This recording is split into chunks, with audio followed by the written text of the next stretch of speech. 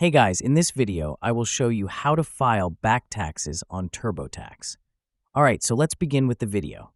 First, open your web browser and visit the official TurboTax website. Once signed in, you'll land on the TurboTax homepage, your central hub for managing and filing taxes. From the homepage, look for the Tax Tools option, usually located on the left side of the screen. Click on it to open a drop-down menu. From the drop-down, select Tools. This section contains essential functions that will help you prepare your tax return efficiently. Within this section, you'll find the Clear and Start Over option. Click on it, and when prompted, confirm by selecting Yes to proceed. By doing this, TurboTax will clear your current entries and give you a fresh template to enter your back tax information accurately.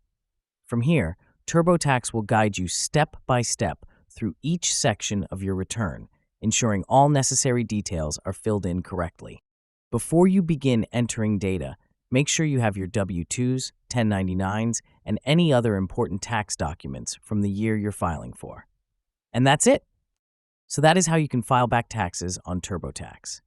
So that's all for this video. Thanks.